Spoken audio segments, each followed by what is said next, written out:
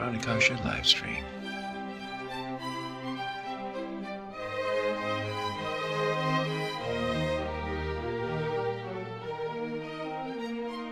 Hi folks, it's Matt at Pranakasha Productions, and today we have the extreme good fortune of interviewing Mr. Bubba Jones.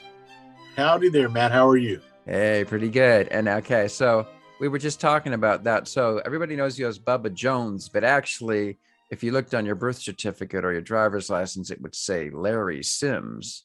Junior on top of that. Ooh, Junior. Yes. So what's that about? Yes, I'm the second one in line, right?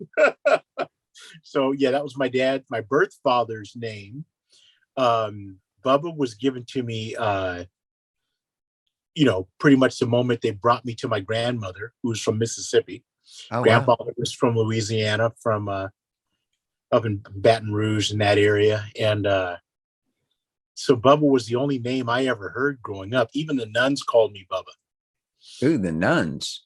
Yeah, on my dad's side, we were Catholic. And so I went to St. Therese, and the nuns just called me what my grandparents and parents called me. And that was, and then, my mom divorced my dad around 4, married my stepfather, William U. Jones. I was about 6 or 7, I think. Okay. And so most of the people who met me after that point know me by my birth nickname and then my stepfather's last name, from Jones Barbecue and all that stuff. Most people have no clue that I'm a Sims.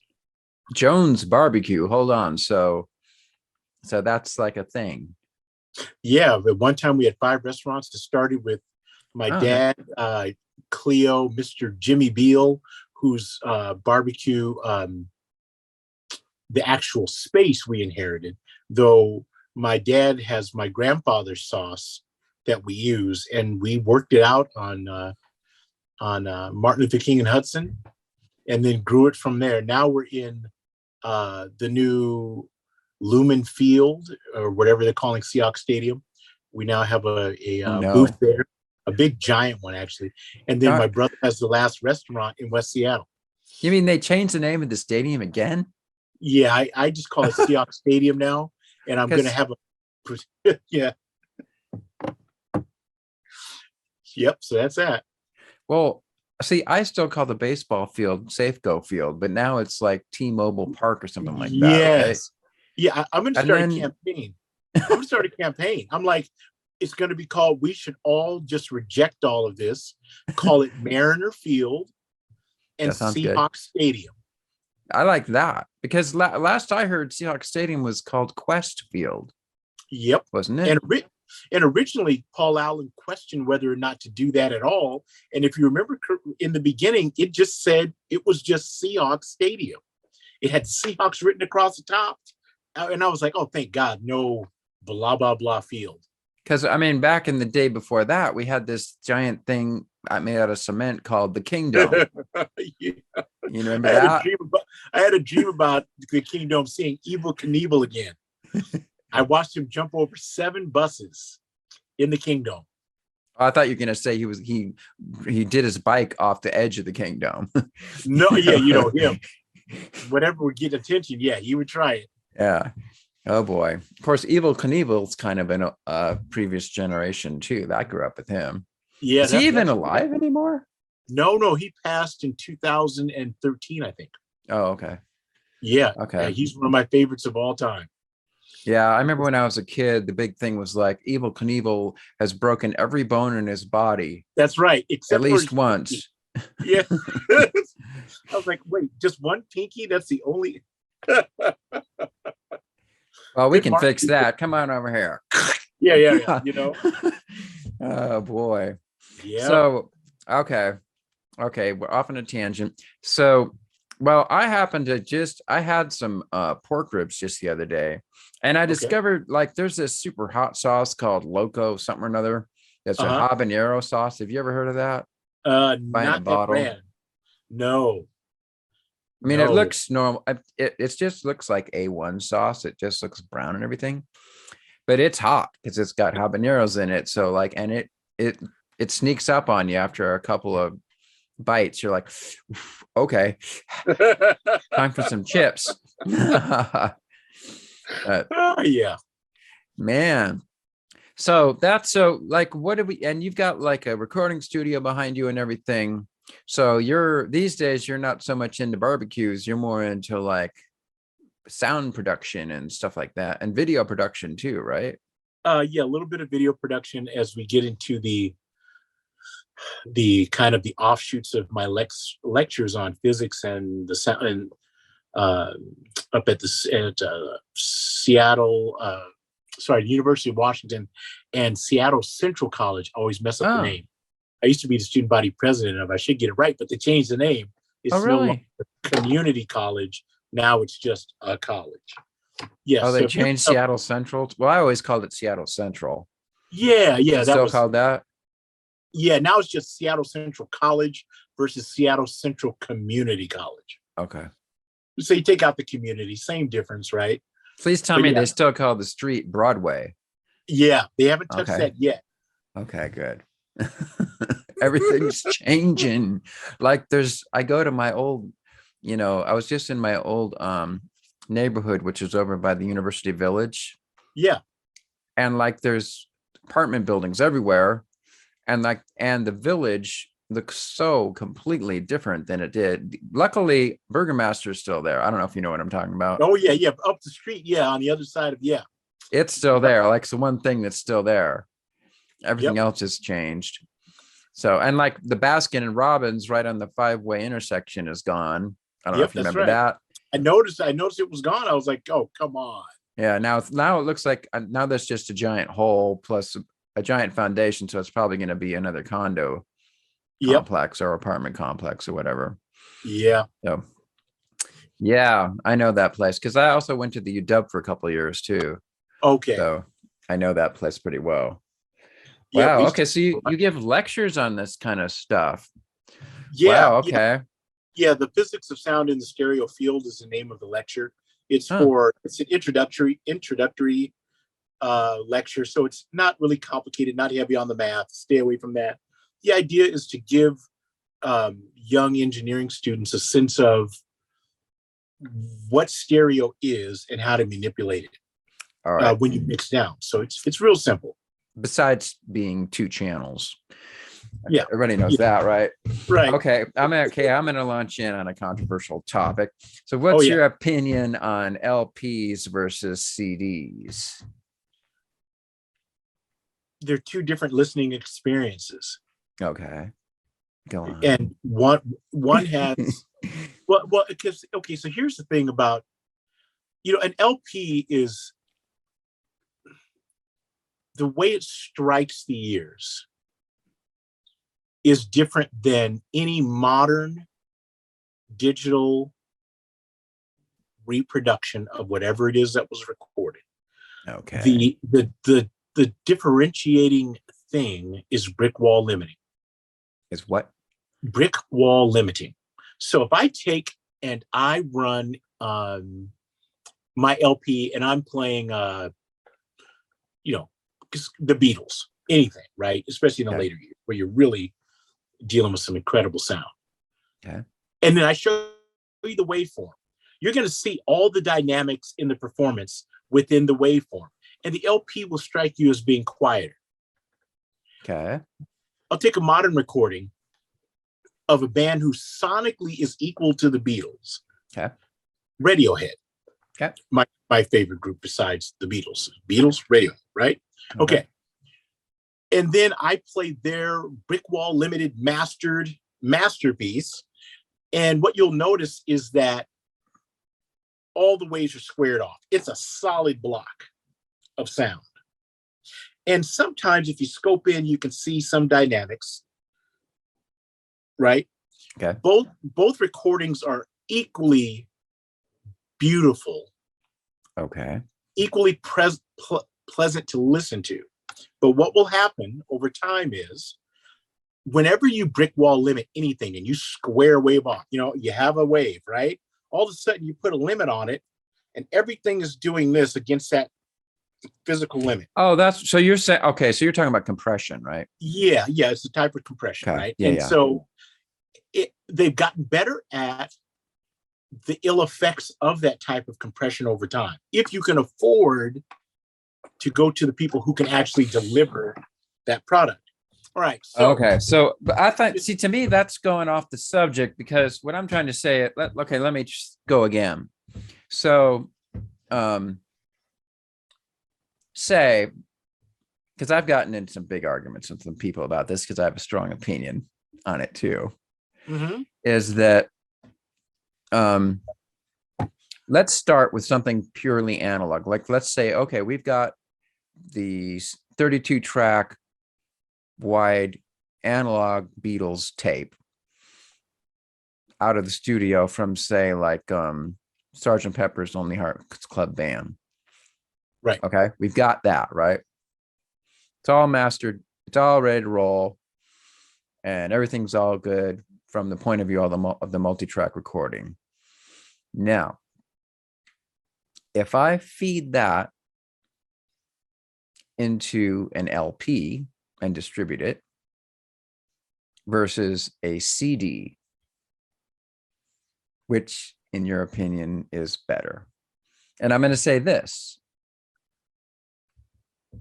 you can't tweak it, like, or you can take it and you'll do your final mastering or whatever, and you have this final sound, right? Now you're going to feed it into an LP and press it on a piece of wax, whatever. Right. Or you're going to put it on a CD and you're going to distribute it. In your opinion, which one is better? Or are they just different? I think that they're different. I would prefer the LP because the analog. Okay, so because in a couple of other things come up. If it's fed through the analog chain all the way to the point of the LP, okay, I would want that dynamic listening experience. Okay. Over a CD. Okay. Okay. Because the intent is preserved.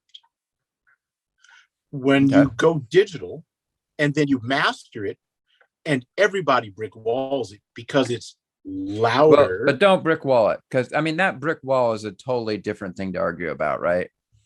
Yeah, because the thing is that there's no CD that you've ever listened to that doesn't go through that process, unfortunately. Okay. And that's what, and even if you left that off, let's leave it off. Okay. Which I've done, because what happens is I'll spit out a mix. And back in the day when we burned CDs, right, we would give the client a CD that was not mastered, right? There is no stiff compression on it at all. Right. I honestly always thought those sounded better than the process that came after, but never as good as anything I produced that ended up on an LP. Okay, so one thing that I learned about an LP is, just by the nature of it, it has its own sort of inherent built-in dynamic compression just by the way that LP works, right? Yep, that's right. And then it sort of rounds out the sound. Like, my biggest argument is that if you like the sound of an LP, that's great. That's the sound of an LP, but it's not it's not the highest fidelity sound. It's sort of like, correct. You could, like, for example, you could take a piece of software that could simulate an LP sound, and you could run it through that software filter and give you digitally the sound of an LP, which is, it rounds out the sound just because of the way the needle bounces around on the vinyl. And then it also has to compress the dynamics because, again, it can't handle the full dynamic range. That's right. What's coming off the master tape. That's right. You hear less on an LP. Right. But it's a mellower sound, and people have grown to like that sort of mellowness that it produces. Yeah. And to me, it's an effect. And here's another thing. Yeah. It is a less accurate reproduction of sound than a CD, because how old is my needle? Right. How clean is the record? How much dust? I mean, how much background noise are you getting out of that process, right? Yeah, and it varies from, everyone's setup is different. Right. And so, everyone's phonograph, you mean? everybody's turntable. Yeah, everybody's Yeah. turntable is different, And their needle. and everybody's preamp is different, and everyone's speakers are different. You know, and so Right. it's you know, and that's why like I just like we go that route. We just did an album for Heza Feza here locally, produced by Eric Blood. I did the pre-production, worked with her on this material. He took it over, all analog at MRX, all the way through pressing. It might have been mastered digitally, but with analog specs, right? So, and it sounds great. I mean, but most of what I think sounds great about it, because I also have the digital, the wave, well, you know, that we spit out. You can go in on your computer and mess with it, right? Yeah, and just take a look at it. I'm like, okay, that's really nice. But you know, we are also releasing it digitally, so they master the two projects separately because it's two different processes. Right. Now, when I'm listening to Radiohead, I would not want to hear Radiohead on vinyl. Yeah. Well, again, so what you do, like you know this too, is like back when they did press vinyl, when they mastered it, they knew the vinyl was going to mellow it out. So they would pump up the highs and do things to get more of of the jagged sound back. Yep. So if you took that master and put it on a CD, it's going to sound like shit. That's right. Because it wasn't designed for CD. It was designed to go onto vinyl. That's why the re-releases are all remastered. Right. And that's the other thing is that's why, to me, this whole vinyl versus CD thing, there's a certain, I don't want to get into a fight about it, but people say, well, the vinyl sounds different than the CD. Well, duh, because they're two different mixes and two different and so what companies can do, they can release the CD, right? Yep. Then they release the vinyl, but they mix it different and master it different. So yeah, they can make it sound different than the CD. And then they'll say, well, the vinyl's better. And that's why you can pay twice as much for it. Exactly. That's why you got to get the vinyl. You can't listen to the MP3. You have to get the vinyl. It's so much better because they mixed it better. That's why. That's right. Yes, exactly. Because now they have a product that they can sell that's physical again that people will want to buy. So I understand the whole marketing end of it. Yep. You know, all that. But I also understand it's not because the vinyl is so great. It's because they've convinced everybody that the vinyl is great. You know? Yeah, pretty much. I mean, that's just the reality of that is the physical reality of what actually happens in the process to the product. It's a product that you're being sold. Right. And the one benefit though to anything analog over digital, especially because of the brick wall limiting thing, that is harsh on the ears with the digital modern compression they put on it. If you'll notice that, especially when it's poorly done, that there's a limit to how many times you'll listen to a modern album on CD. Right. Your brain gets fatigued from it. Yeah, because there's this digital distortion, you know, above 15, 16K and the 20, and it's there. Yeah. Your conscious isn't picking up, but your ears, and you develop ear fatigue listening to modern music much quicker than you would listening to, say, a cassette. True. You could loop that forever and it would always feel warm. And now you're missing things, right? You're not getting the whole spectrum, but because it's a lot of it's eaten up by background noise. Yeah, exactly. Yeah. Right. Yeah, so we're on the same page with that. Yeah. So, well, another thing, of course, is that, I mean, I understand why they compress stuff, because if you're listening to it in your car, for example, you're competing with the sound of the road and the sound of the engine and all this other background noise. So you got to punch everything up to maximum so you can hear the details. That's why they do it. Yeah, right? That's one of the reasons why. Yep. So and so I get that. And so and they even do that in classical. They even do some compression. I remember when CDs first came out, everybody was, wow, listen to that dynamic range. That's amazing. Like the pianos are so quiet. Yeah. And the louds are so loud. But then you realize, that actually is kind of a problem, because now I have to keep turning the dial up and down on the quiet spots. Right. So then they started compressing everything again, you know. And well, then it also becomes a comparative thing in hip hop and in heavy rock / metal. right. That's really where, and pop music, of course, things you dance to, right? Mm, So that becomes an issue when you preserve some of the dynamics that make it more listenable and enjoyable. And then the other people, the next song, they could care less about that. They just want to be loud and wanted to bang and get harder. right. So in the metal world and in the hip hop world, that is king. Right. And so everybody kept doing this. I'm louder than you. And then everybody started demanding, I want to be as loud as. And dynamics but dynamics are important.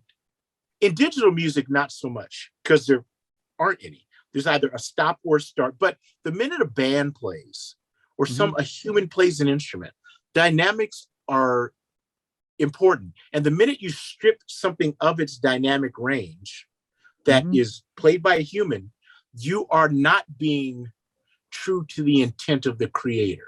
Right. And that's why so many bands are going back to vinyl, because vinyl allows you to have that, because there is no expectation that it would be otherwise. I don't get that though. I mean, all you have to do is mix it right and don't put it through that damn you can compress it a little bit, but don't compress the shit out of it. Right. And that would be better, I think, than going to vinyl. Personally, just do it that way. But that's not the new market that's been created around the resurgence of vinyl. Yeah. Well, we know why, because they want to sell a physical thing. Yes. And it is cool that it's bigger and you get way better cover art and stuff. So there are cool things about it. Yeah, it's that's personal. not the sound quality is not necessarily the reason. That's right. They because say look, it is at 48 kilohertz and 24-bit resolution, you are capturing everything that as it actually happened across the spectrum. And you just can't beat that. There is an argument that I heard about 2 months ago that said, well, capture everything digitally and then master, you mix it just as you would, but you master the product down 2 different tracks.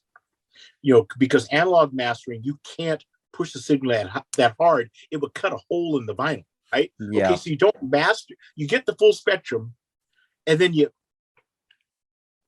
and so I was like, well, that's interesting. I see issues, but I see issues with all of it. Everything is a compromise either way you look at it. Yeah, and the other thing is,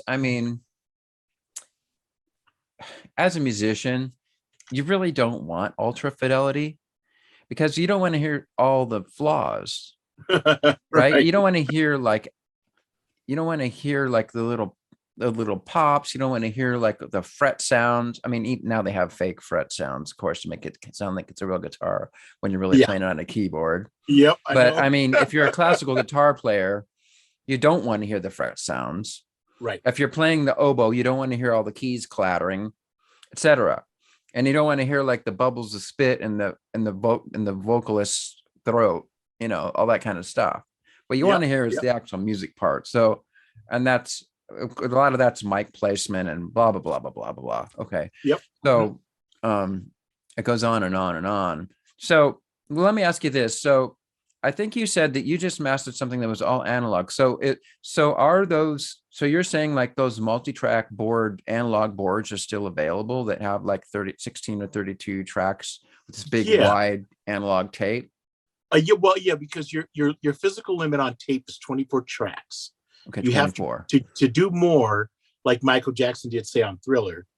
They had like 3 or 4 boards, 24 reels, because the tape is only, the tape only holds 24 tracks, right? Which isn't actually ideal. The best format for reel to reel is 16 tracks. Okay. Because the same amount of tape. The minute you subdivide it, right? You're getting a larger sweep.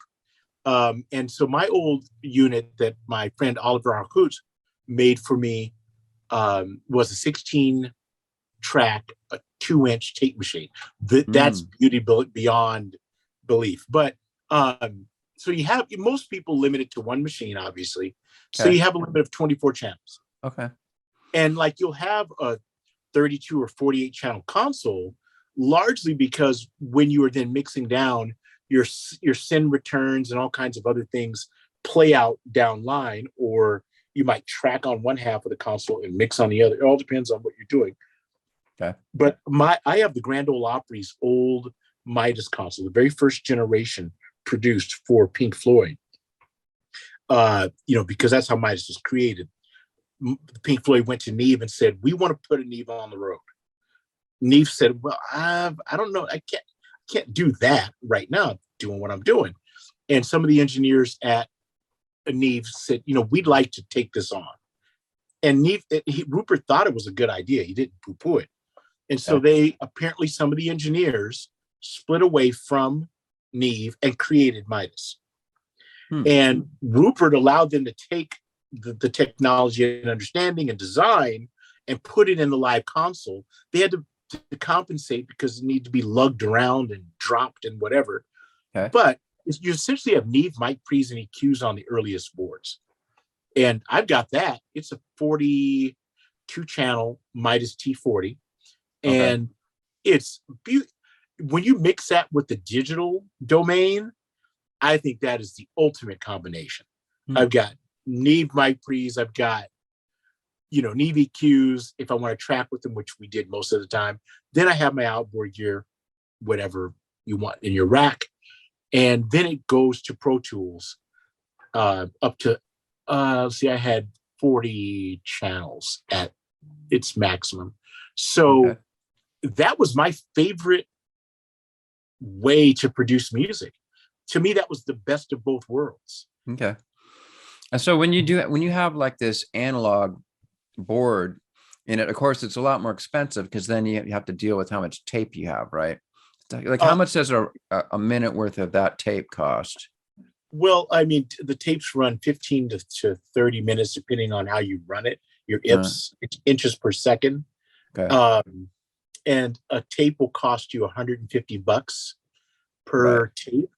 I stopped using tape many, many years ago. I've worked on projects where we've gone to studios and used tape. But for the most part, I go digital in my space.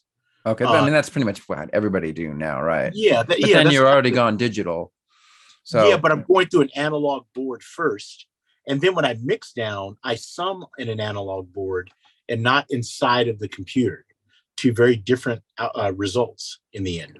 Oh, I see. So you're saying but your analog board, it's still transistors and stuff. It's not tubes, is it? Yeah, they're all transistors. Yeah. Mm-hmm. Okay. Like a Neve or an SSL or anything like the API. Okay. Yeah. Okay. I didn't catch that part. Yeah. So you capture sound, and you've got and plus I have other outboard gear. I've got different types of mic pre's, so on and so forth. Right. And then you go to your digital recorder. But then when I don't leave it in the box and then mix and have it bounce to two channels, right? I come back out of the box. 32. The box being 40, what? Oh, sorry. The digital converter coming out of Pro Tools. Okay. I come out 32, 40 channels, 24, 60, whatever. Okay. And it hits the board again. And now I'm using my analog EQs, sometimes digital compression, but as many of my analog compressors as I can.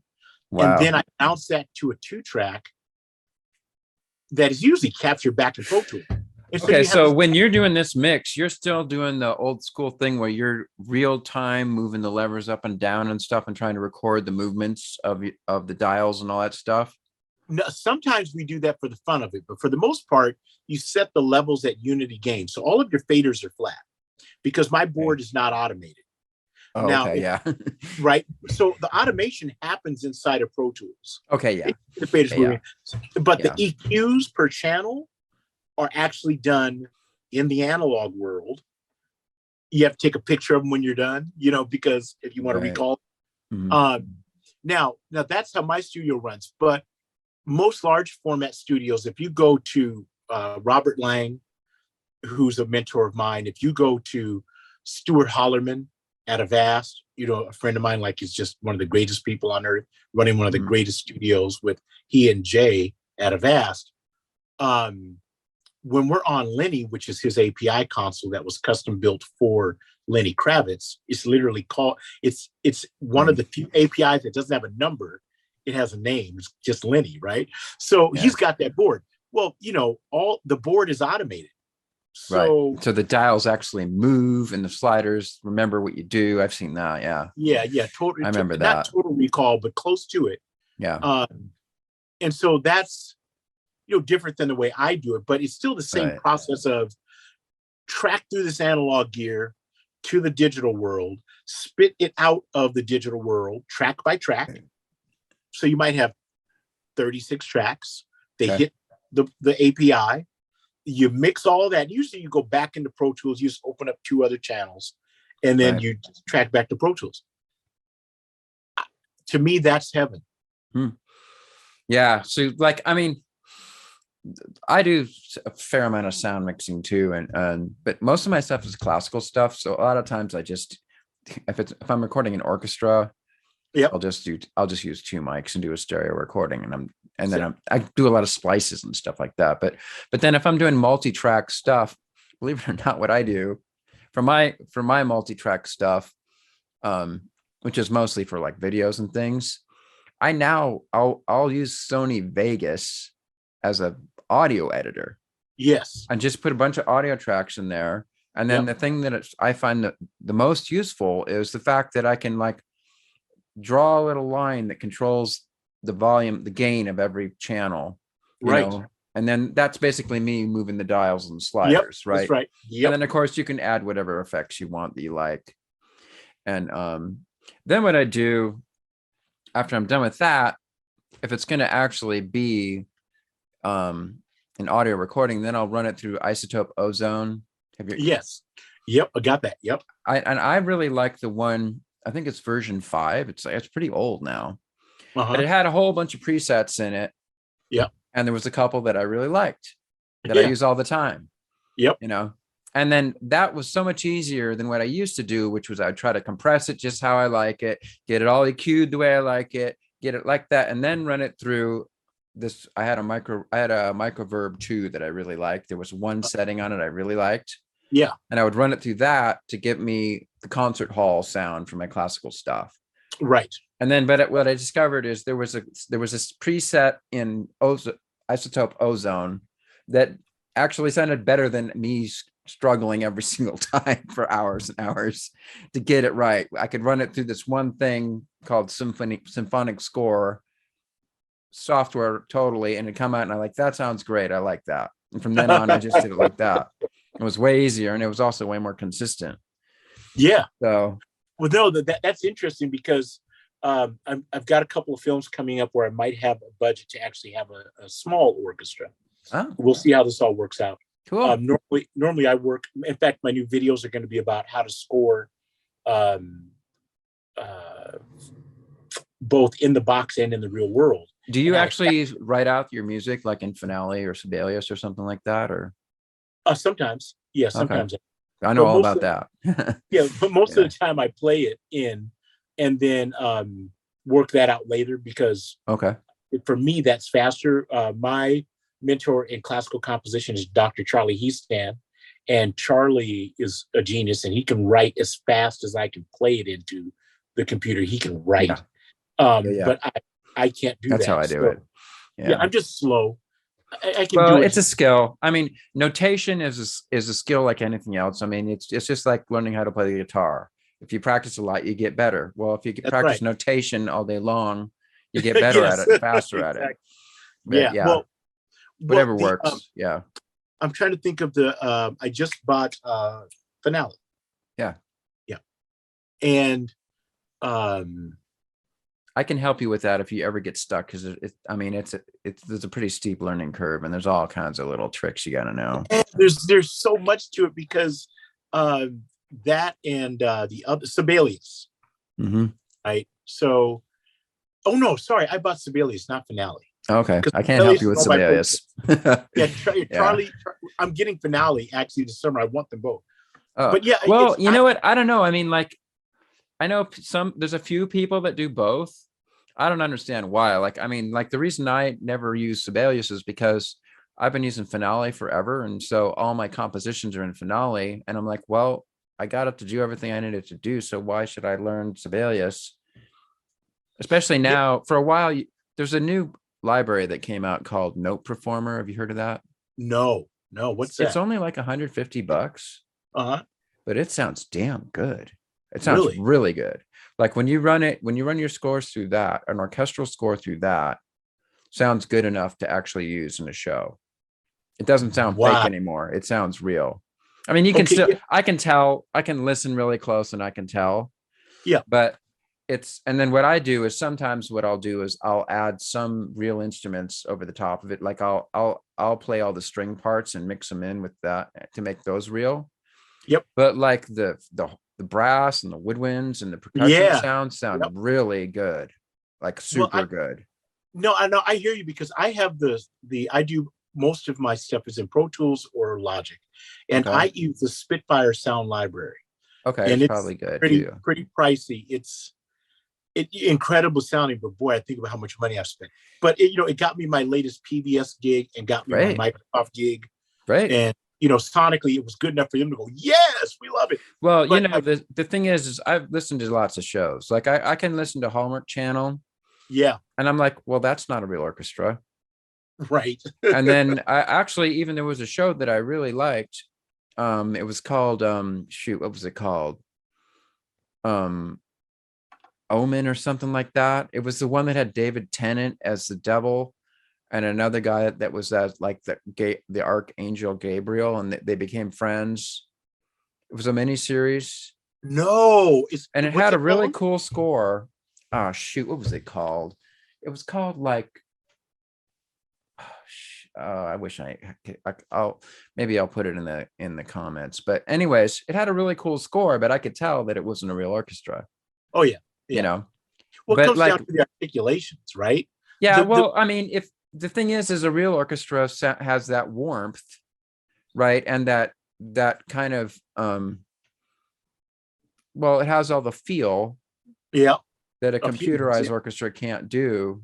yeah, Though I'll have to say, Note Performer is getting pretty dang good. I mean, like here's the deal.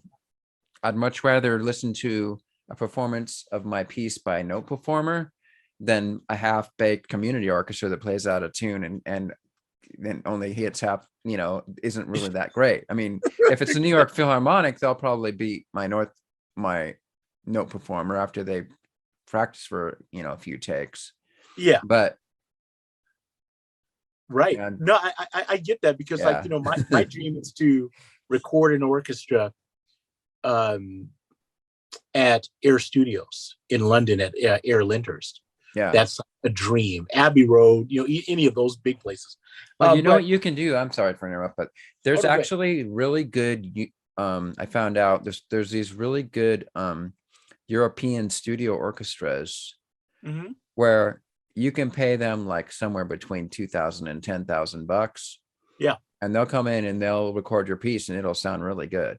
Yeah, and There are such things now. Well, the Budapest blah blah blah orchestra is one of them. Oh, that might be it. That might be And exactly what I'm talking that's about. why so many people are going to Eastern Europe. You've got these incredible players and these incredible environments to record in. Yeah, those guys are really good players, so they can sight read stuff, Oh yeah, and it sounds good the first take. Yep. And Yep. that's how they can do it. For like, usually to do something like that would cost you more like $50,000 to $100,000. That's right. Yeah. And so they're doing it for between 2,000 and 10,000, Yep. And literally, you just send them the music. You work it out with the conductor. He takes his notes. And usually you assign an arranger. In this case, you would assign an arranger to deal with the conductor. They work it out. Then they just spit it out and you get it back. And then you mix it. They'll mix it for you too. Like, it's amazing. There's another trick you can do too. If you've got like local musicians, like for string parts. Yeah. If you've got some string players that are halfway decent, but not like super good. Yeah. You can have them do your parts. And then you can mix it with a fake string sound. And if you mix the two together right, it'll actually end up sounding really good. No, because the but fake strings fixes a lot of the intonation, but then the yes. human players give it the warmth. And if you can find the right balance, depending on how messed up the human players did, Yeah. you can come up with something that can be actually very good. Well, that's what Yeah. our series of video lectures are going to be about, in fact, Okay. because you know the rule, it takes three to make an orchestra Right. when you begin to layer, right? Mhm. So I've lined up my little mini orchestra, and we're going to try something new. So let's just say I have three cello. Okay. And Yeah, one of them right there. oh yeah, see, and I've got all Violin these viola in instruments. the room. Yeah. So the idea is that you take it, and what you do is you have the musicians play. They'll do three layers, but the first layer they're on their instrument. The second layer they all switch instruments. Yeah. And then the third layer is going to be them playing my instrument, because I've got two double basses, two cello, a violin. Okay. I have to buy a viola, right? Okay. But because the same person on a different instrument will not sound like the same person. The idea. And so the video is going to test this theory, because my whole contactcreate.com, the whole company that I'm building is around scoring film, and it's, you know, mostly classical music, and we want to drive down the cost of recording classical music, but improving the quality at the same time. Right. So yeah, that's the idea. We're going to do a whole series on exactly what you're talking about. And I would also direct anyone who's watching to go check out Christian Henson's videos. We'll put the link down there. Yeah, there you go. And so Christian Henson of Spitfire Audio is quite the brilliant composer, but he also teaches people how to be better composers inside of the world of the box, as they say, right? Okay. But he also merges things. Mm-hmm. And like Hans Zimmer merges things. And, you know, so anyways, enough said on that. That's right. So, I mean, the game that you're playing is you have a certain budget, right? Yep. And then depending on what your budget is, you got to figure out what you can do with that. Right. And there's a lot of tricks, as you know, to be able to do stuff cheaper and still get close to what you ideally want to get. Yeah. Because like the one thing about the human element that I've noticed that is most difficult to mimic is the switch in articulation. So if I'm sol pomp and I'm cutting the edge on three measures, and then the next measure I'm sol tasto, right? You know, it's just me moving the bow, you know, closer to the neck, right? So I just bounce that, and I'm there instantly. And also the sweeping of strings. When I want to pull a note, you know, or I want vibrato that varies in a certain way, I need humans to do that. Right. Like we can't do that yet in the computer. Yeah, though actually there are some programs that are getting pretty dang good. Yeah, key switching. Like, also, there's some electric guitar. Well, as you know, a lot of electric guitar that we hear in pop songs now is actually a computer. That's right. And it sounds damn good. They're pretty good at it. I got the Strawberry, whatever it is. You know that one? Orange Studios Strawberry guitars, and I've used some of them sometimes. And so there's ways. I mean, it gets getting better and better. And the thing is like, of course, you're always just approaching. You're approaching what you're trying to simulate, right? But it's never going to reach the thing that you're actually trying to achieve, right? If you really want that thing, just use that thing. Like go back and listen to 70s rock with real guitars, right? You know, like Boston or some great band like that that's like does these amazing mixes, you know, or all that kind of stuff. Oh yeah, it's all there, especially now since they remastered it. You know, you can really hear things. You can really hear everything, and it all sounds so damn good. Yeah, the guys were great. And you know, you probably know this guy. Do you ever watch Rick Beato's channel? No. You dig that. Okay, I'll send you a link to that. He's got like almost 3 million subscribers now. But he deserves it. He's a really good guitar player, and he knows music theory like a demon. He's like super good at it. And he just sits there and his videos, he just analyzes songs and says this, here's what's going on in this song, da da da da, here's what they're doing there, blah, blah, blah. And he used to be a music producer, so he's produced a whole bunch of records, and he plays, he's a really good guitar player, and he plays bass. He knows all these people in the industry, and he can talk the shop about anything having to do with pop music. Then he went and did a video and said, this is why Bach is good. I'm like, okay, I'm going to watch this, see if he knows anything about classical. He nailed it. I mean, he talked about like for between half hour and an hour, all about classical music and Bach, and it was all right on. Wow. So I was like, whoa, this guy is really sharp. So that's why I watch him all the time. But you'd probably get a kick out of it. I'll send you the link. I'd love to see that, because I've been studying Glenn Gould's conversations. There are a couple of great interviews with him at the piano. He was covering the Well-Tempered Clavier. That's a famous recording. It's just to hear him talk about theory, it blows your mind. That guy was nuts. Also, he did some insane, didn't he do some insane thing, like he had like 30 mics on his piano or something like that, and then he like tried to mix it all, some completely nutty thing, He was so eccentric and so brilliant. He did a concert with Bernstein. I've seen that video. You saw it. They're doing the Bach D minor piano concerto. That's right. And then on that same, it was like a CBS Fireside black and white show. On the same show, they had Igor Stravinsky came and conducted like the Firebird. It was like amazing. Plus, you already had Leonard Bernstein there.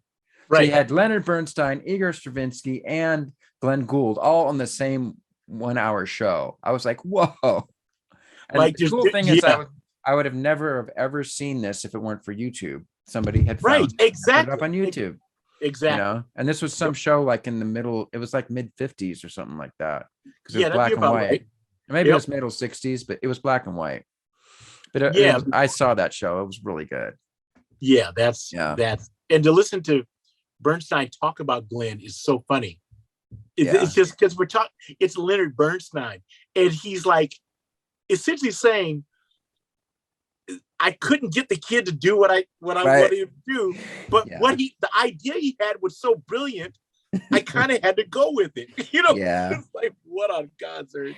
Well, it's really funny is that my teacher at the UW, when I was going to the UW in the late 80s, early 90s, the violin professor there was Stephen Stark, who's quite well known in Canada.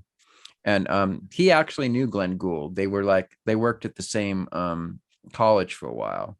Wow. But my teacher didn't like him. He said, that guy's just nuts. The guy's completely crazy. I can't stand him. Of course, my teacher didn't like Nathan Milstein either. And Nathan Milstein is like the greatest violinist on the planet, as far as I'm concerned. I love Nathan Milstein. So anyway, everybody has their opinion. That's interesting. So, well, and Glenn died young. Yeah. Well, one thing that Glenn Gould said that I highly disagree with is that he didn't like Mozart. He didn't like Mozart's music. It was like, it was too infantile. Well, that's complete bullshit. Yeah, structurally. So, I mean, just to say that just makes me wonder, okay, so maybe everything Glenn Gould says is all crap if he says something like that. Because most of the time when people criticize Mozart, they're just criticizing the genre. Yeah. It's like saying, well, all hip hop sucks or all country music is bad. That's right. Those kind of blanket statements, you just have to take them with a grain of salt. You're just criticizing the style. Right. You're criticizing what's trying to be, what they're basically the language within which they create. Mm-hmm. But if you get into that world and you listen to Mozart, especially his operas, you're like, well, this guy is great. No wonder he's famous. He's constantly inventing. It's all super well crafted.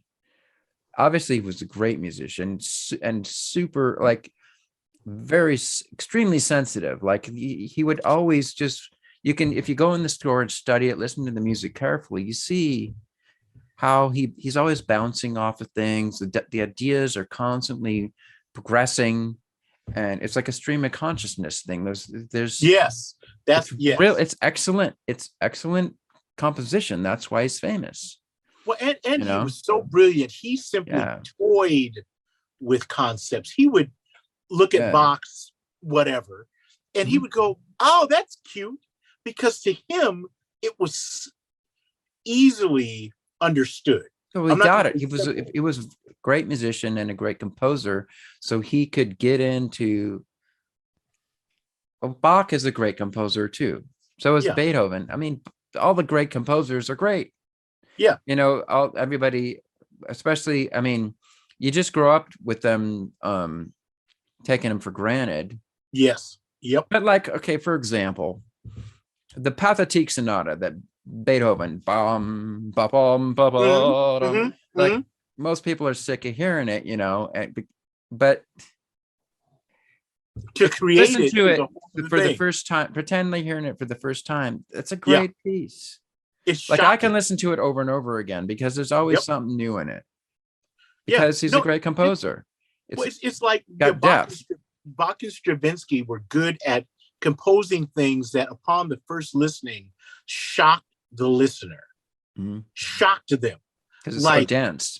Whoa, what just happened? I've never heard that. What, you know, and even Wagner to a lesser degree than those two, but he would overwhelm you with an approach. With length. Yeah. So it only takes a few days for me to get through this, you know, Götterdammerung, you know, it just be patient, right? Be patient. Yeah. You know, so you know, that's all of that's fun. And you know what, it's going to be fun 200 years from now. That's the neat thing about it. They're going to be two people sitting around here 200 years from now talking about everything we're talking about, including Glenn Gould. He'll be known then. And so, I got an even better one than that. Okay. What's really going to be fun, not for us, but for the people that are a little younger, in like 20 or 30 years, when you're in a nursing home and they're trying to calm everybody down, they're going to be playing Eddie Van Halen. Yes, and all these hard rockers, and we're all going to be going, oh, yeah, because that's going to be not classic music by then. That's going to be like the way we look at Louis Armstrong, in 1920. Well, I just listened to Ice Cream Man just yesterday or 2 days ago. Yeah, fucking great. I mean, it's just a blues song, right? You know, but then it's so cool what they do with it. You know. Yes, it has the whole blues vibe, and then finally when they go from acoustic into the electric and the Eddie does the solos, it's like, well, that was super cool. Yeah, and it was a new take on the blues. Yeah, you know, Eddie could play the blues upside down and backwards. Yeah, when I used to teach guitar, I want to be like Eddie Van Halen. You had better be able to play the blues. You have a soul singer in Van Halen. You have David Lee Roth. Yeah, you have a fusion of both, not just classical and rock, but jazz. A lot of the chords Eddie plays are jazz chords. Well, you know why? Because he used to play the piano. Yes. Did you know that he was a classical pianist? Like when he was a kid, when he was a teenager, he was winning competitions playing like Chopin and stuff like that on classical piano. That's why in 1984, when he really perfected his performance on synth, that's why those are such incredible synth performances, because of his background. Yeah. The dude was smart. See, that's what's so funny. I remember when I was a kid and Van Halen came out, everybody's like, well, they're just a party band. Yeah. But that was an act. That was all that was putting on a show. It's a show. But Eddie Van Halen behind the scenes, the dude was freaking genius. And what's also, so funny? His brother on drums. Yes, I was just about to say that. What about Alex? Also, the bass lines in Van Halen songs are really interesting. They're really cool. Yeah, he holds it down without overplaying. I call him the Ringo Starr of bass. Yeah. It seems simple, but it's more than that. Well, there's a time when you go bump, bump, bump, bump, bump. Eighth notes is a cool. I mean, Mozart bass lines are eighth notes a lot of times. But and same with Vivaldi, you know. I mean, there's times when that's the thing to do. Yeah. But they're also cool. Like one of my favorite songs on, we're getting way off the track, which always happens, on Van Halen 2 is Dance the Night Away. Yep. Even now I go back and listen to that song and I'm like, God, that's a cool song. Like all those harmonics that he does, Eddie Van Halen does those harmonics, and just the way he does the rhythm guitar thing is so cool. Plus, the bass line is really cool. It's really interesting. It's not like your typical rock bass line, No. And the singing, the vocal. The other thing about Van Halen is those vocals sounded great. Yeah. All the harmonies they did, which Eddie Van Halen figured out all the harmonies too. But surprisingly, Eddie and the rest of the band could sing backups really well. Yeah, the group could sing. Yeah. Yeah, So, I mean, Alex, they're a great band. Yeah, so, that's why there's only one in that era. There's only one. I mean, well, of course, now we're going to go another great band that I listened to, Heart. I just listened to Magic Man again. The whole thing, and I'm like, God, this song is so cool. For one thing, it's got like a 5-minute guitar solo. That ends, and then you think it's over, and then there's like another 2 minutes to come after that, but it completely fits the song and the whole thing they're trying to create, and it was cool. It was psychedelic and just so cool. I tell people you have to watch them when they were young. Watch them live, and the drummer, and I forgot his name. To me, is one of the greatest drummers in rock history. He just doesn't get his due, but when you watch Heart. You kind of can't believe it because Nancy on a guitar, she was a monster on a guitar. Oh, really? Yeah. Because Ann is a singer, right? The lead singer. Yeah, Ann has like an incredible voice. That she could sing. I was listening to that song again. I'm like, there's no backup vocals in almost all this song, and she's nailing it. Every once in a while there was a little bit of backups, but it was her multi-tracking. But her voice was so good that it didn't need anything behind it to do what needed to be done. It was just there. It had so much in it. No, and live it sounds as good as the record. Their performances are that solid. Like there were nights where Zeppelin would fall apart.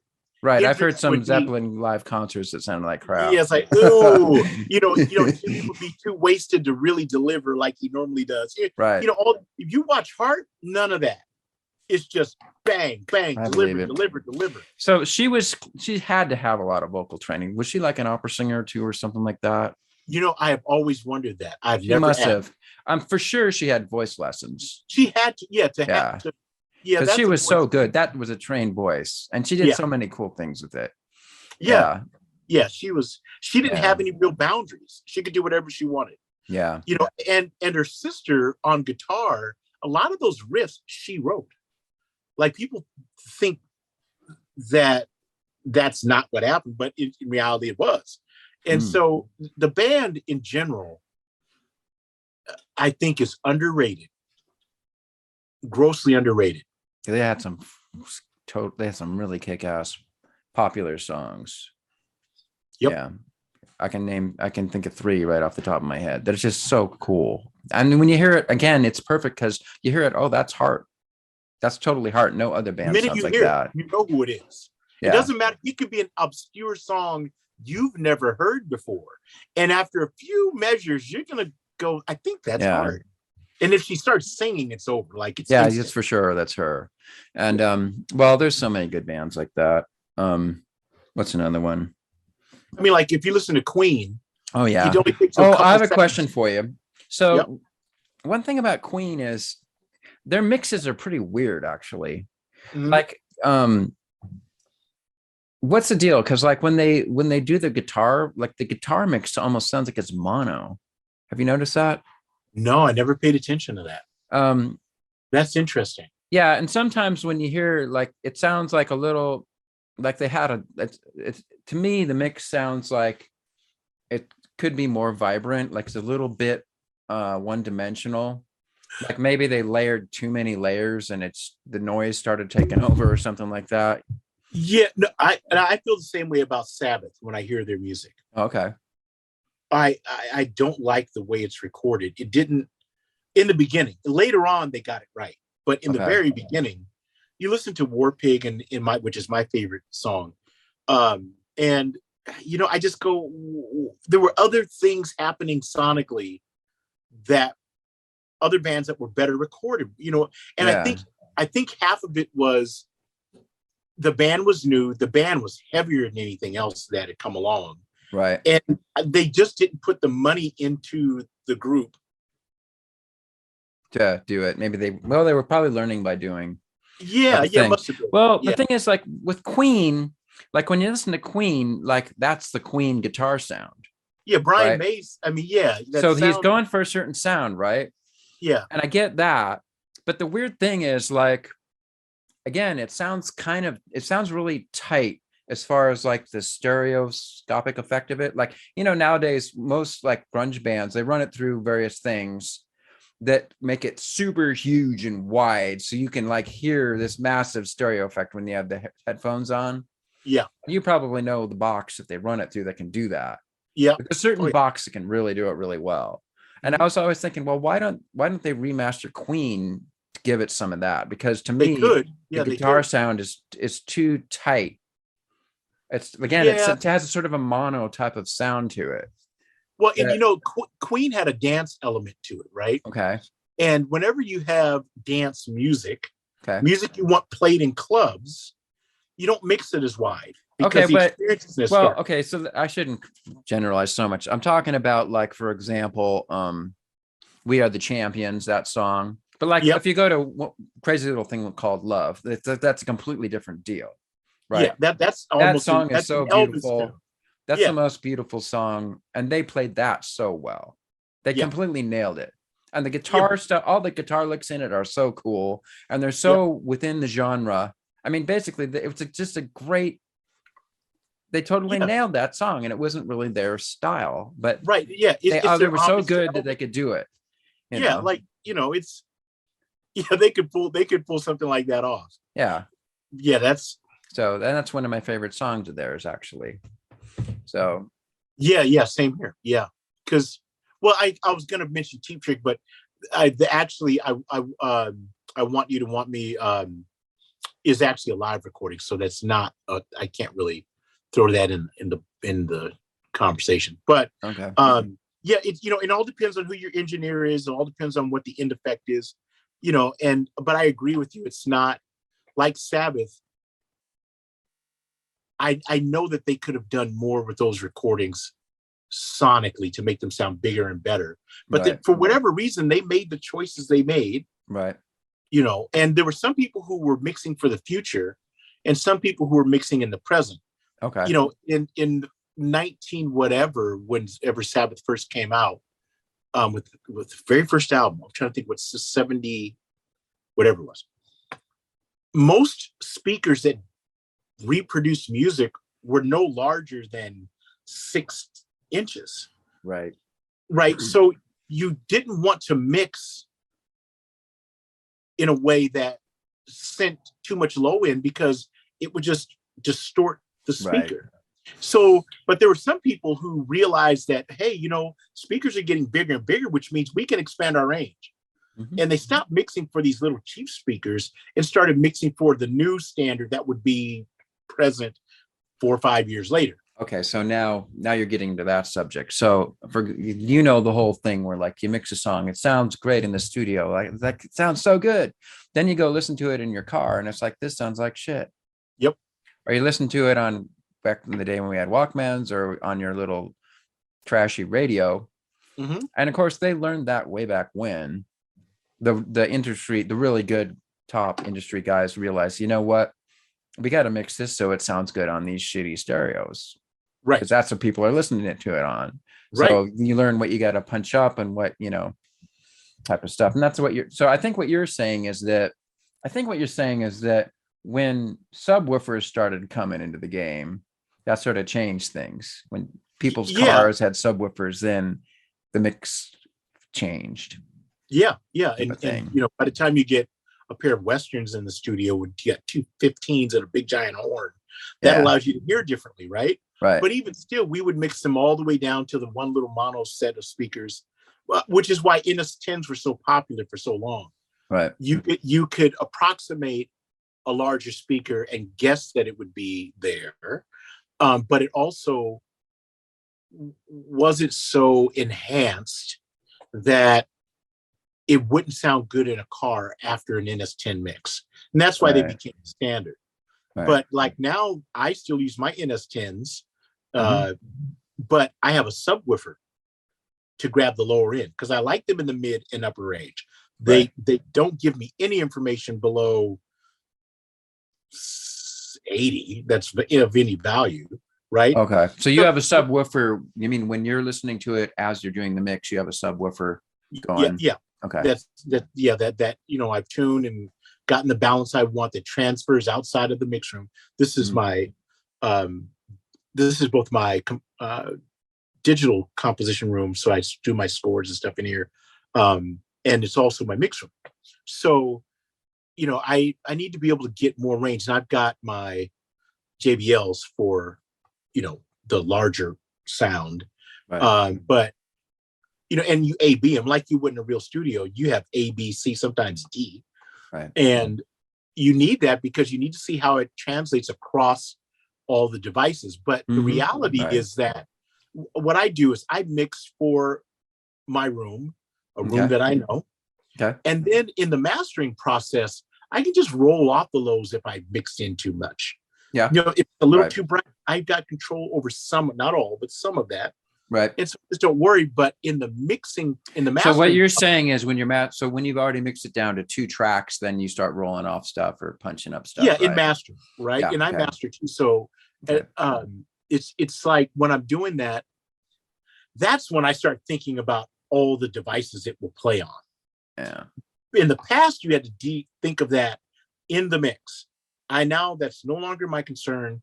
I deal with that in mastering, and that's a luxury because Okay. you can guarantee the mix you want, and you can compromise in mastering. Mm-hmm. Yeah. Yeah. There's so many subjects to go into. Well, let me ask you this: like when I mix my own stuff, and I'm not like a pro guy. I don't do it for a living. But what I found is that the thing I had to like when I would mix something and I thought it was really good, I have to put it away for a week and come back and Yes. listen to it again a week later. And a lot of Yes. times I'll listen, I'm like, what the hell was I thinking? This sounds like Yep. crap. Like That's this right. track is way too loud. That I can't even hear that track because I realized what happens is it's so easy for my perception to get skewed during the process because I'm falling in love with a certain line or whatever, and I want to punch that up. And then, but everything's out of balance. And because these thoughts that are going through my brain are literally changing the way I'm hearing it.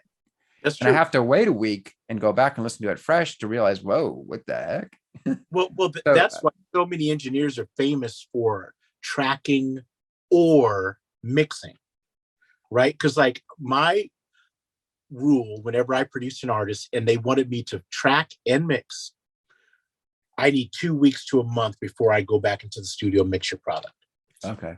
There were exceptions because that. of time crunch, but for the exact all the reasons you already know, which have you take a break and then come back, that's how we did it at the indie level. And most of what I did was, alt rock, indie stuff, right? A lot of metal, then a bunch of roots music, blues, country, and folk music. But regardless of what it was across the spectrum, that break was important to kind of recalibrate. And I literally would not listen to it at all during that period. Okay. Good. And so, yeah, you're right. But in most cases in the industry, the person who tracks it does not mix it. Oh, okay. You look at an album, it's going to say, recorded by. That's the recording engineer. Then it's going to say mixed by. Then it's going to be mastered by a third person, and everybody has their own take on it.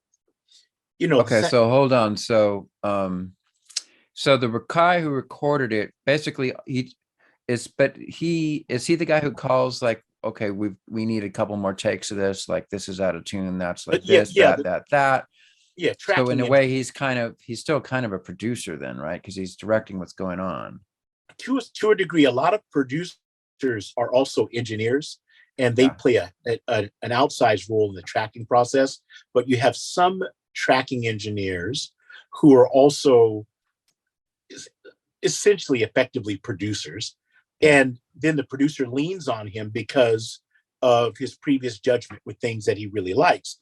And so it's a marriage between the producer and the mixing and the tracking engineer usually, in the way you're describing it. So yeah, a lot of those guys are co-producers.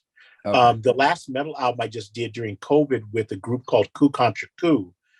They're like an alt metal band. They've used hip hop, they've used all kinds of things in their stuff, but they're pretty much a driving Rage Against the Machine type aggressive metal band, right? Okay. Jay at Avast, I was the producer / engineer. He was just the head engineer for the facility for us to get our sound. But by the time we were done, Jay had put so much into the record and defined it to such a degree that I had to give him credit as the engineer, right? Okay.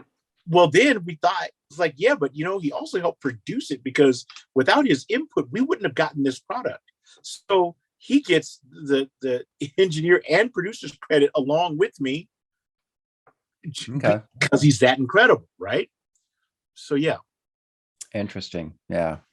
That's so wild. Well, since you mentioned like metal and stuff, have you heard of the band My Sister's Machine?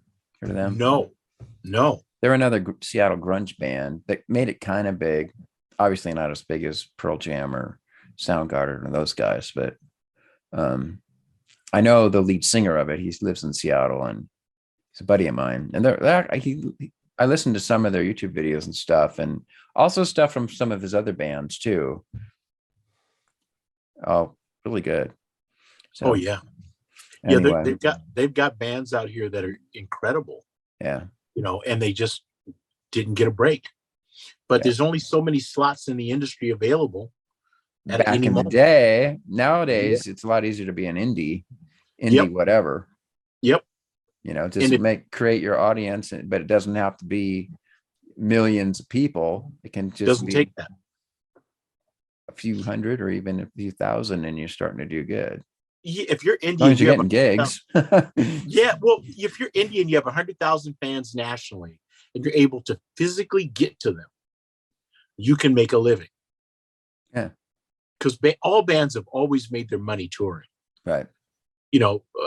Keith Richards said, we made our billion on the road, which is true. Yeah. That's where, that's people true. are, the label's not paying me enough. I didn't get enough from the label. Label's cheating me. Maybe they are, maybe they aren't. But the reality is you make your money on the road because they can't touch it. Yeah. Selling your t-shirts and all the extra stuff. That's right. Yeah. That's where the Rolling Stones got their money. Yeah. And that's where you're going to have to go get yours too. Yeah. And when you know that as a band, and also you have to tour the nation. You cannot sit in your local market expecting to break. Yeah. It's like, yeah, but Nirvana broke from Seattle. No, they didn't. They were one of the biggest college bands in the nation when they then graduated to mainstream radio. Yeah. That's how that works. So, if you school people to be more realistic about the process, you end up having a larger pool of successful artists because there's a way to do it. And if you're good, you will connect. Everybody has a million fans. And people say, no, I'm like, Tiny Tim. This is my mom's example. My mom loved Tiny Tim. Tiptoe to the Tulips on a ukulele. Yeah, I remember that. Hundreds of millions of fans. So everybody's got a million, right? I don't care if you can barely play, but you got to go get them. Yeah. Yeah, that's interesting. All right, so we've been going for like an hour and 15 minutes already. With no end in sight. So how are we going to wrap up our video? We're going to have to do another one, obviously, at some point. Now, I didn't even introduce you, besides that your name is really Larry Sims and Bubba Jones, and then we just launched in on Talk and Shop. Oh, yeah. So is there anything else you want to say about yourself before we sign off? Like some of the projects you got going and that kind of a thing? Okay, yeah. Well, if what I've been doing is revamping my company that went dormant for a while, called Contact Create. You can find us at contactcreate.com. Link in the description. There you go. And then the goal, it has the mission, which is to improve the sound and to improve the music and sound for independent film. Great. That is my passion. And that's what this website is about. And we're going to begin to educate people on how to do that. Right. Create a network, and it will all be available on that page, including visual tutorials. And you're based in Seattle, right? That's correct. Okay. And I don't know where we met. Like, did we become Facebook friends, or I don't know how that's happened? Because we know each other. We've known about each other for years. Yeah, no doubt. I think we met here and there. Yeah. And then connected on Facebook. Okay. Did you ever do Landmark? Maybe. Did you ever do that? Okay. Maybe we met there. Yes, I did. Okay. Yeah, I think that's how we met. Yeah. Yep. That would be it. Okay. No, somehow. Landmark. Whether we actually physically met, or like you knew somebody who knew somebody who knew somebody, and then somehow we hooked up. Yeah. I think that's how it happened. Okay. Quite organic. And then we have a common love for Star Trek. Oh yeah. Yeah. Great. Yeah. Anybody who's a Trek. Speaking of Star Trek. Oh yeah. I forgot to talk about Star Trek music. Okay. Really quick. Star Trek TOS music is, by the way, super good. I don't know if everybody knows this. I mean, people, when you listen to it, you think it's corny or whatever, just because you associate it with 60s TV shows. Yes. But if you actually listen to it from a viewpoint of a composer and a musician, you're like, damn, this is good. It's brilliant. It's super interesting. The other really interesting thing is they hardly use any strings. Yeah. It was all like a wind band and percussion. There's a couple things where they use strings for like the love theme, on the one harmonium. Ruth, like when Ruth shows up, you get to hear some strings, and occasionally you'll hear some violins, but it's very rare actually that you hear them. Most of the time it's like other stuff. Yeah. Isn't the main theme with the harmonium? No, I think you're thinking of a theremin. Theremin. That's it. Yeah. There you go. Sorry. And it also had a soprano in it, first season or two. Okay. But then they took it out like later on because they didn't want to pay her royalties. Really? Okay, Yeah. I did. Okay. Politics. That kind of thing, Right. But anyway, so the original series Star Trek music is super good, and you can get a 3 CD set of it. Also, I'm slowly publishing on my YouTube channel, track by track.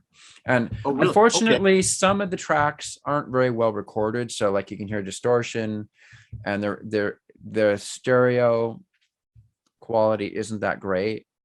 Okay. But what I've been doing is I've been running it through Ozone and a couple other tricks to jazz it up a little. And it sounds way better after I do that. And so it's all super good. Oh, that's interesting. Composer. Well, because I still use the Wrath of Khan. That score, it's a great score. Was so amazing. Yep. Like I refer to it all the time whenever I'm building up my little catalog of music people to choose from. It's very Wagnerian, by the way. Yeah. You can hear a lot of Wagner in it. Yep. Mm-hmm. Yeah. It's a great score. It's beautiful. Yeah, I agree. Yeah. And well, I mean, there's a lot of movie scores out there that are super good. And of course, John Williams scores, all his scores are so freaking good. I just played the Star Wars suite recently for the first time. The actual one, not a watered down version, but the actual one that John Williams published. Yeah. I played in the first violin section. That first violin part was hard, but it was fun. And the brass, all the orchestration is super well done. The brass loved it. They had a blast. But even all the woodwind parts and all the stuff, it's great. It's like classical music. It's interesting to play. Audience loves it. It's really fun to play because it's like there's all kinds of different. It's not at all one-dimensional. It's just like good classical music. It's got all kinds of layers, lots of stuff going on, counterpoint, all kinds of great musical ideas. Of course, he stole some of it, from Holst and Wagner and all that. Yeah. He's a movie composer, so you got to do that if you're on a schedule. But either way, it's still super good. Well, it's interesting because I've got The Force Awakens, but I also have I just got in the original songs from the original trilogy, and it's the full score, right? So it's everything. And there's a lot of shit going on. Oh, you're like, what? No, I mean, Yeah. he is the greatest classical composer of our time. Yeah, he is. I mean, he's going to end up being one of the top 10 20th century composers. Yeah. Along with Shostakovich, Prokofiev, W.C. Ravel, also George Gershwin. George Gershwin is going to survive. Oh, yeah, he's going to survive. Morricone's going to survive. Also Copland, of course. Yeah, and what's his name? I'm looking at his face right now. If I Stravinsky. said it, it'd be for me, Wagner and Stravinsky define John Williams more than any two other. If you listen to Holst, The Planets, you'll realize there's a lot of influence in Star Wars in that. Especially Venus, the bringer of war. No, Mars, the bringer of war. Mars, right. Mars, the bringer of war, right? Yeah, but also the other planets too. There's a lot of orchestral effects of the other planets where you're like, oh wow, that's where John Williams got some of these Star Wars type of sounds. Yeah. So, but also, if you listen to the full score of Star Wars, the original New Hope, like there's a lot of Prokofiev inspired stuff in there too, like. When the Jawa are doing the Jawa walking theme, the burp type of stuff, that's very Prokofiev. You know who I attributed that to? Mussorgsky's. Okay, yeah, Mussorgsky too. Pictures though the thing is, Pictures at an Exhibition was a piano piece. Yes, and the orchestral piece that we associate with it is actually Ravel's orchestration. That's right. Which is super good, of course. Yeah, because Ravel is a great orchestrator and a great composer himself. Yeah. So, because the piano, I have that on vinyl. Yeah. But Ravel's orchestration is what we. Yeah. And you almost have to mention them together. You usually do. I think there's a couple other versions of it too by other composers, but the Ravel one's the best, and that's the one everybody most hears. And it's got saxophone in it. Yes, because Catacomb has saxophone in it. Yeah. And which is all horn. Yeah. It's just this overwhelming. Yeah, man. That's a great piece. Well, also, let me ask you this. So here's a question for you. And this is what I do in my show, my Star Trek show. Part of the reason why I do it is because it's sort of what my channel's about. My channel is about sci-fi and classical music.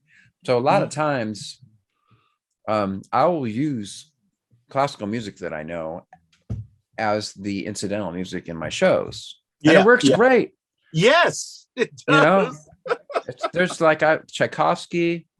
Yep. Works great. You can find little snippets I use snippets of Romeo and Juliet. Yeah. Where you wouldn't know unless you played it.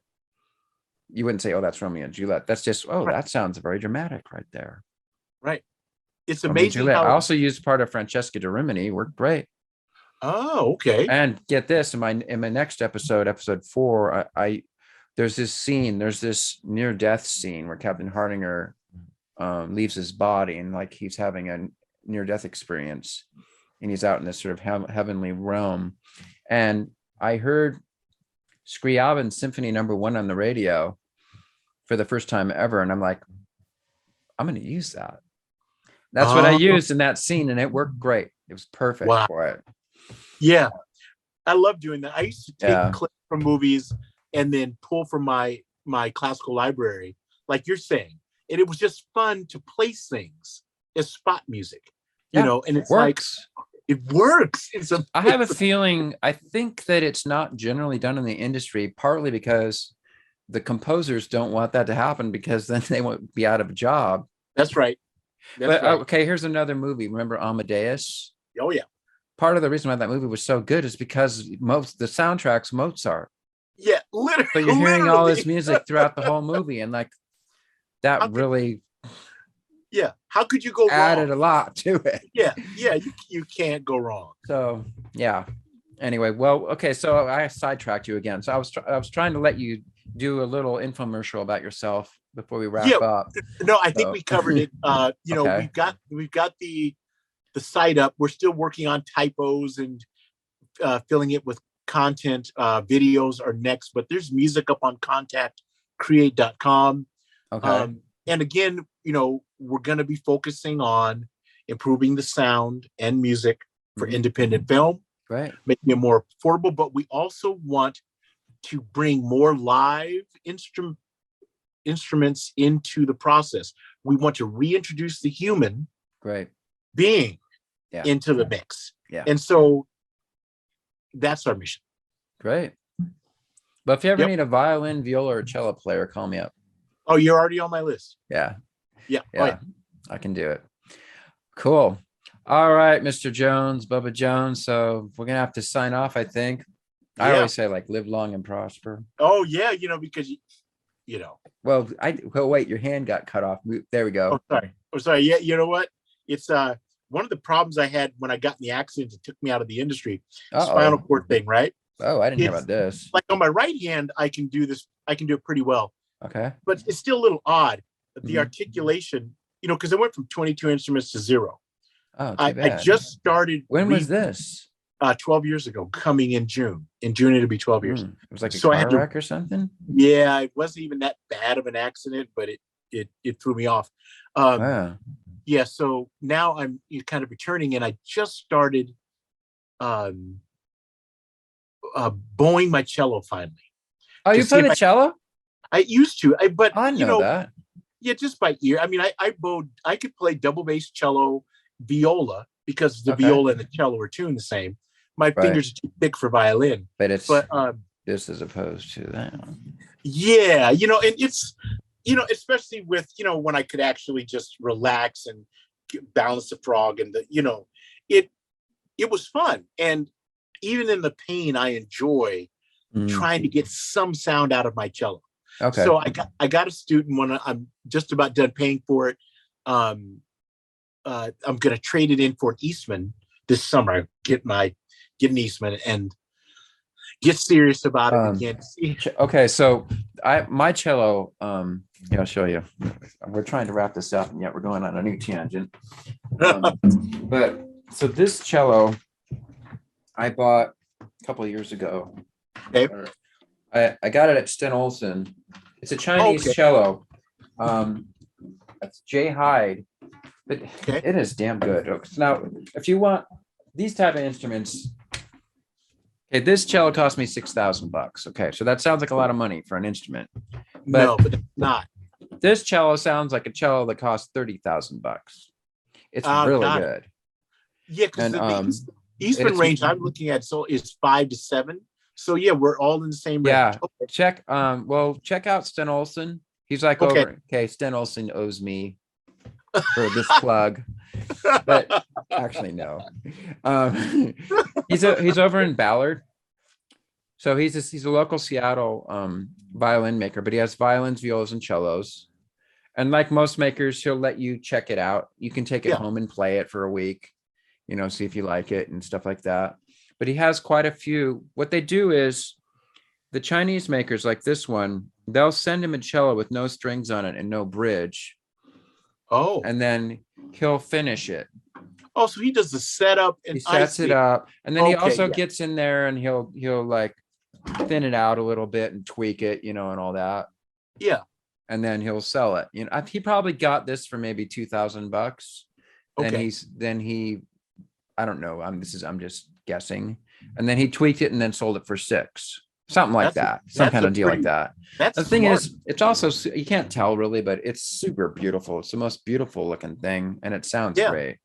So I used to have a crappy student cello.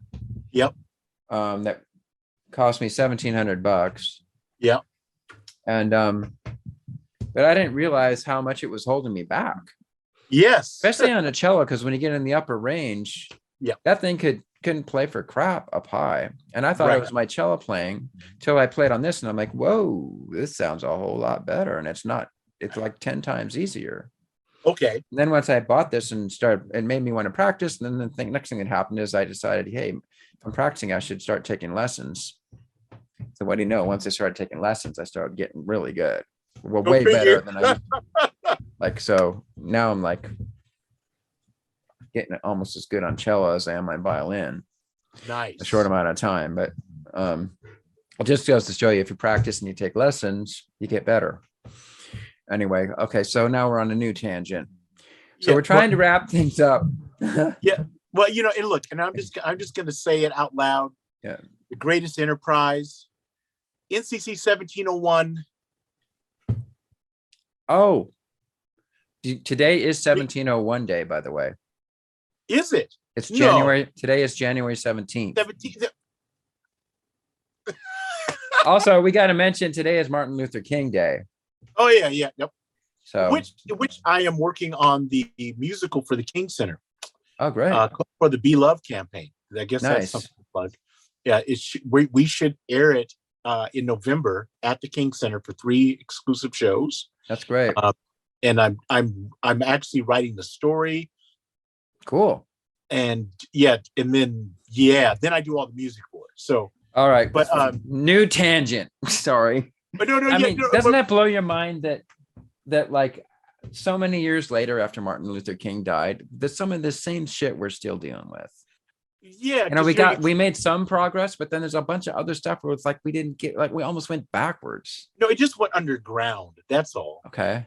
That's all. It's but look, the nation was founded on a set of principles. Okay. And America does not like to accept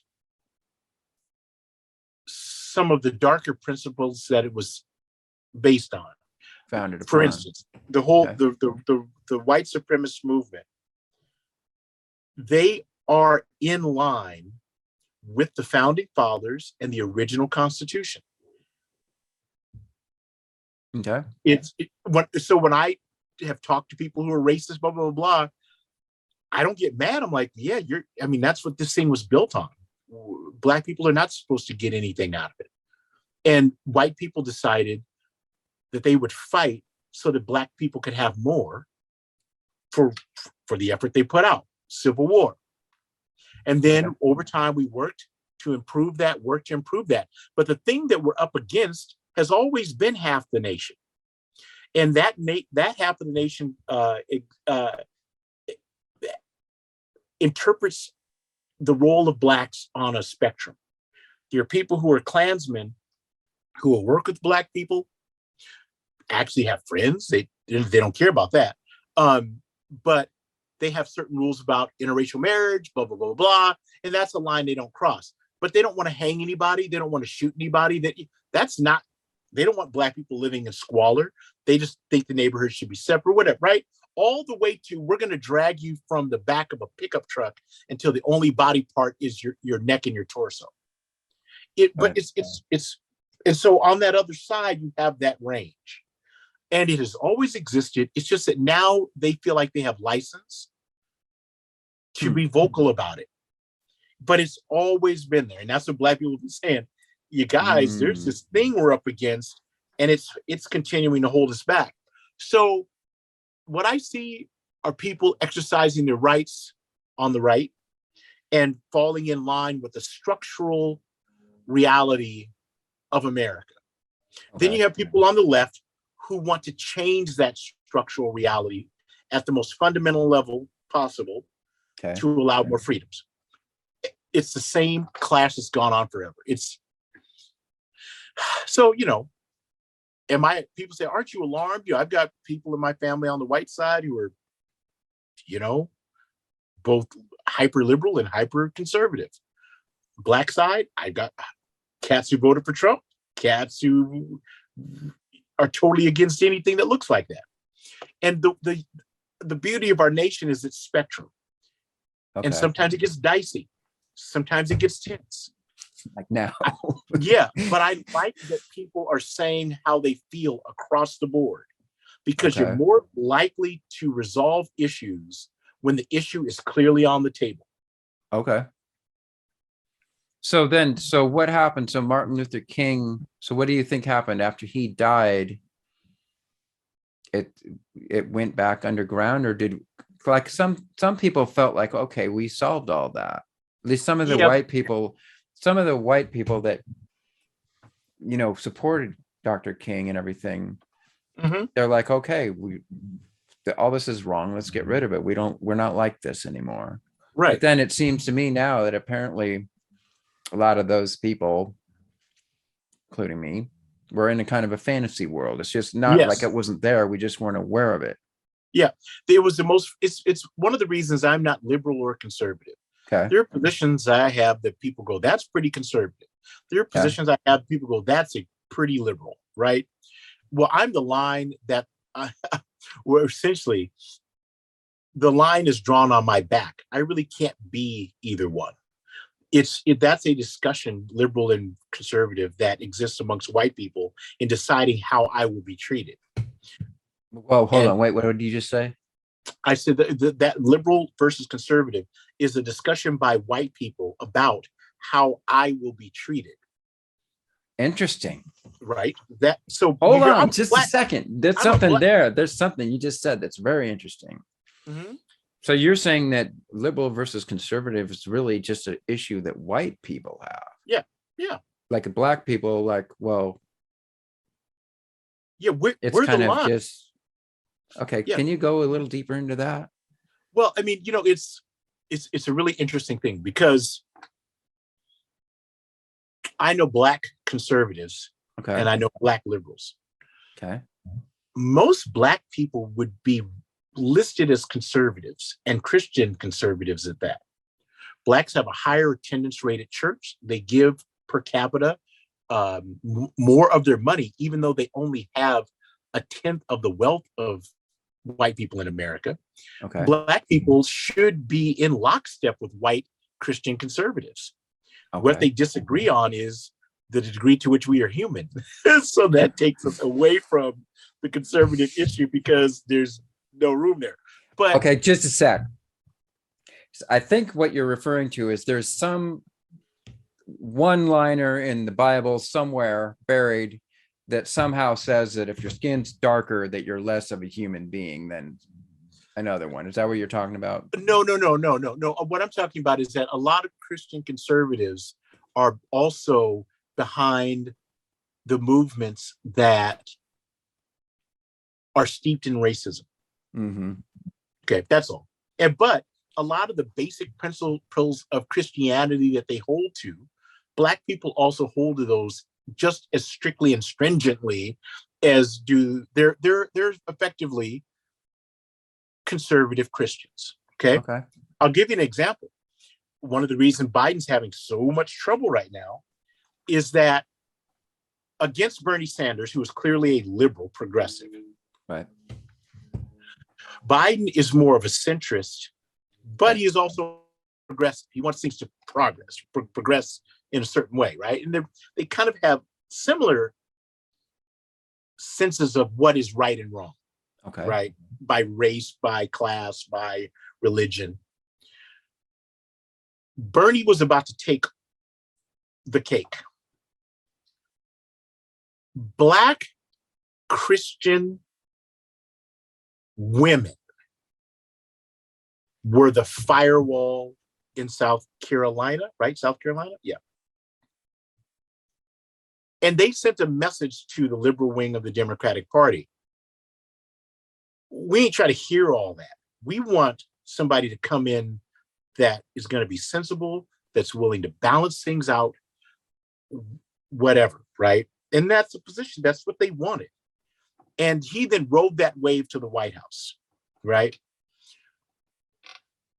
His tussling with liberal progressives goes against the wishes of the black people that got him into office. They have a different take on how things should be going right now. That take does not have a voice, even though that take got him into the White House.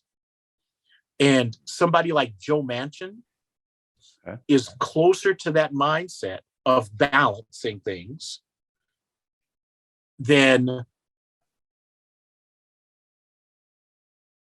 other people would so suggest. I thought our vice president, having our vice president would have solved that.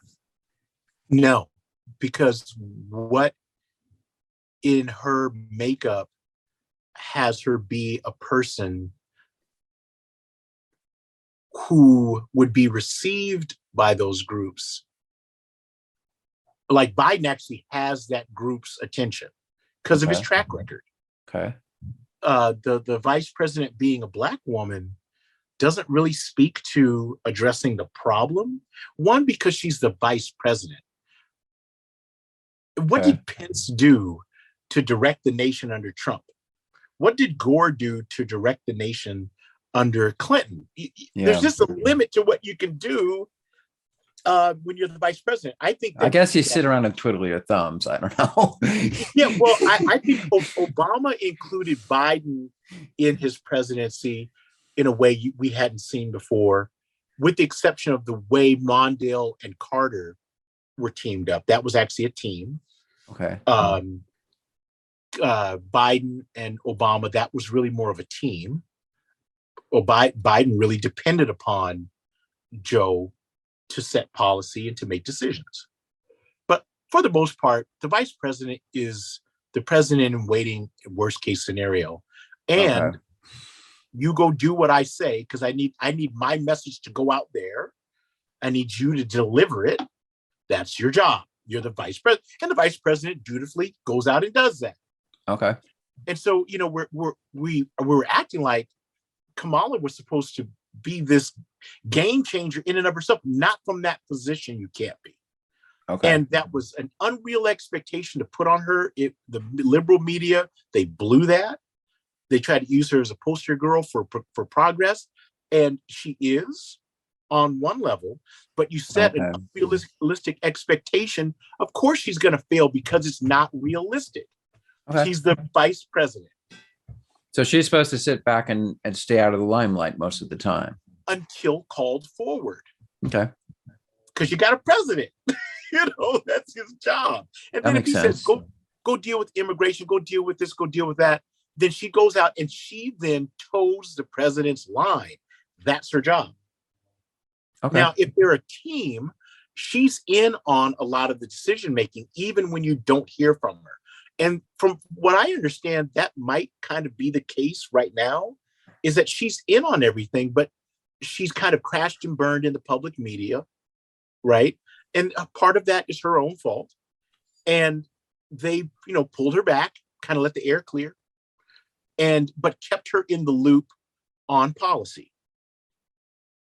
And which is kind of the way it's supposed to be. So, yeah, that's my take on it. And I could be completely wrong, you know, I mean, but I'm not wrong about NCC 1701 reboot. I'm just saying. Yeah. Oh, sorry. Let me take that back.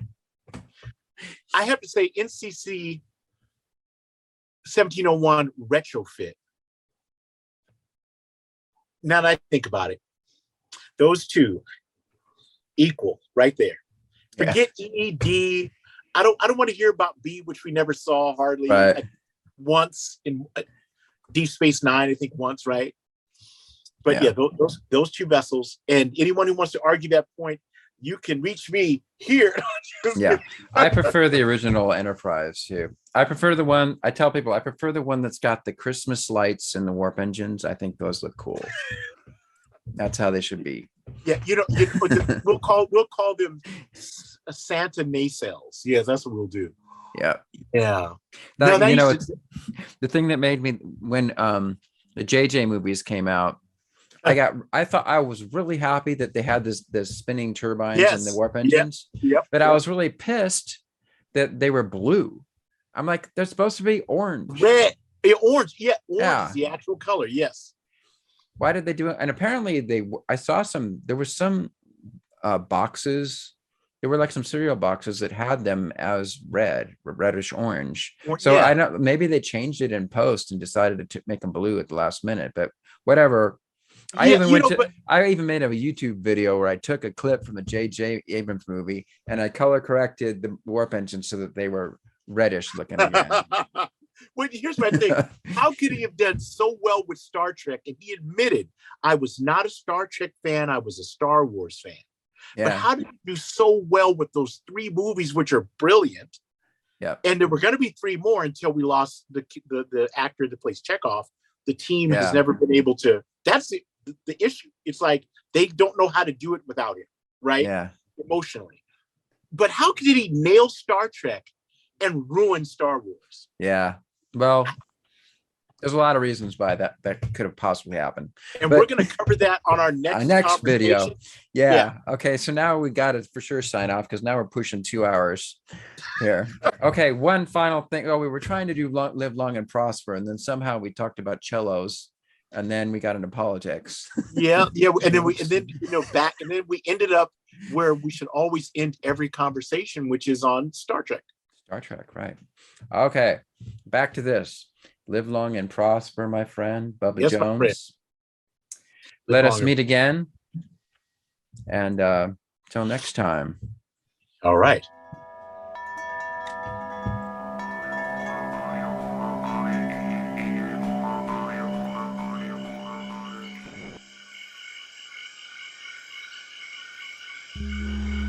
Pranakasha production.